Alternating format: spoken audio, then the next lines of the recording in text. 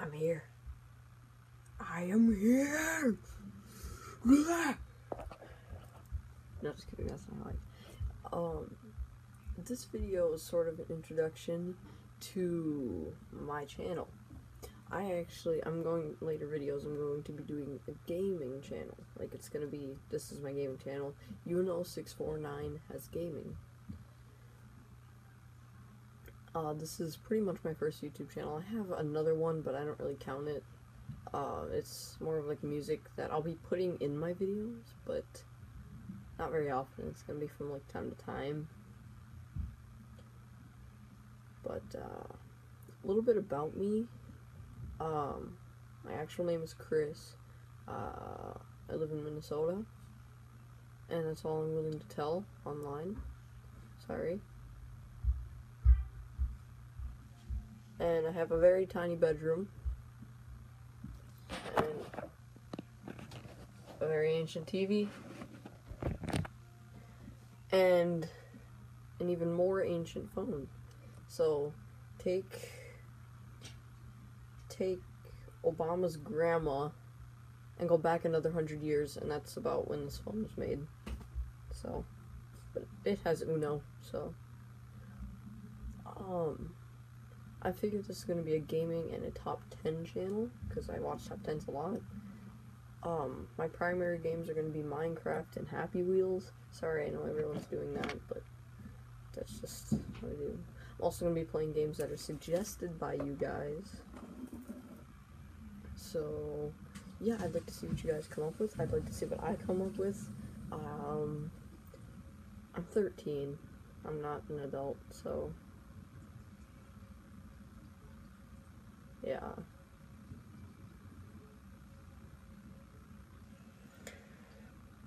But anyway, I'm getting off track, so for this introductory video, I can't talk today, introductory video, I stutter a lot, I'm sorry, I'm going to do a top 5, and this is going to be the top 5 most creative games I've ever played. So, here we go with number 5. Number 5, of course, is Minecraft. Now, I only put this at number 5 because, well, it's an extremely creative game. They have things that people have never seen before, like creepers, zombies, zombie pigmen, why did I say zombies, pigmen? I don't know. And then they have such creative ways of interpreting that through blocks and pixel art that I've never ever seen before in any other game. But they did steal a lot of elements from pop culture, like zombies and skeletons. And then the Enderman is ripped directly from the Slenderman, which sucks because Endermen are the best.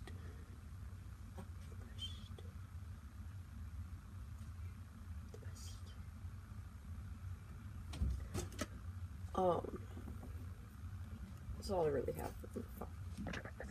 That's all I really have for number 5. They do have stuff like the Ender Dragon, which I know isn't very creative because it's a dragon, but they have the End and Nether, and you wouldn't really expect those from such a light and cheery game in the overworld. It's just so creative.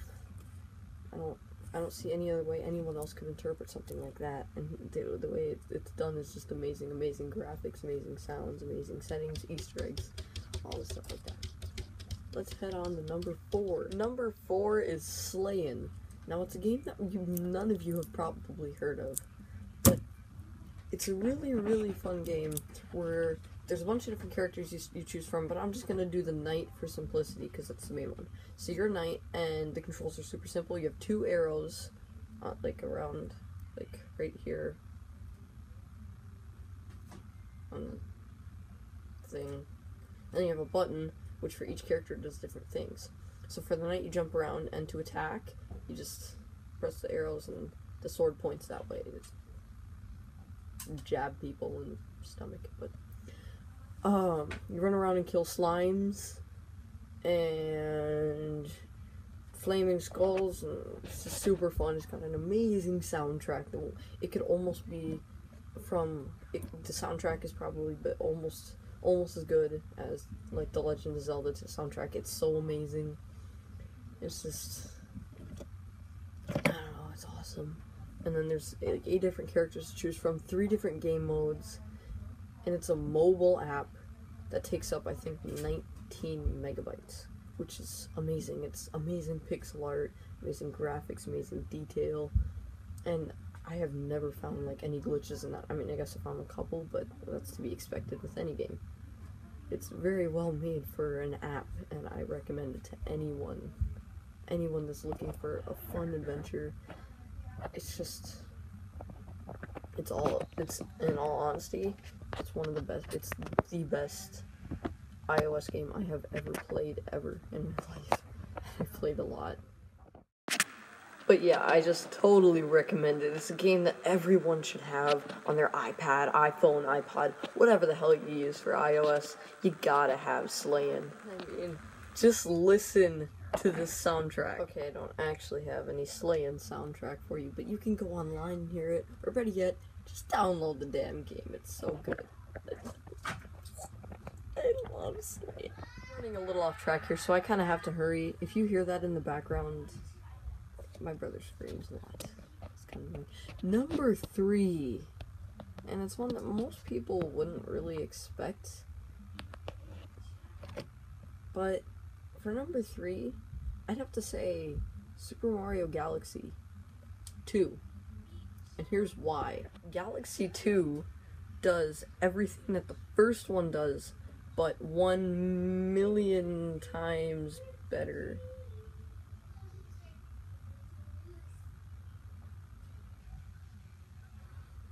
Oh.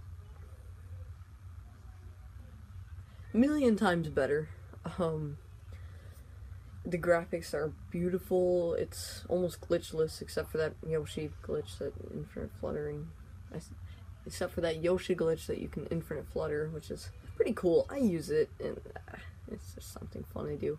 But it's an amazing game, good, amazing graphics, amazing mechanics, amazing gameplay. Yoshi is in it. Yoshi, Yoshi. I poop eggs on you. He would too. Yoshi's a good friend of mine. He likes to poop eggs on people. I know personally. It's kind of messy. Shut up, Yoshi. But yeah, Super Mario Galaxy 2. I'm pretty sure all of you heard of the game, so I'm not going to go too much into it, but that's just my opinion, and my opinion alone, so don't tell me otherwise, or else I'll kick you. I will kick you very hard. Number 2 is Final Fantasy X for the PlayStation 2. And I think this is number 2. It would be at number 1 if it wasn't for the next game. But number 2, I mean, Final Fantasy X, very creative, beautiful graphics, especially in those cutscenes that were just like high def and stuff. Amazing characters, amazing backstories behind them. I just wish they would have done more with Riku, but again, a lot of you know this game. I'm not going to go too much into it, but let's get to number 1, because I'm so excited about the next one. Number 1 is one that no one saw coming, I assume, but number 1 is Pac-Man World 2.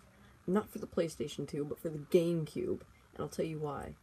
First of all, it's a fully 3D Pac-Man game, which is awesome in itself.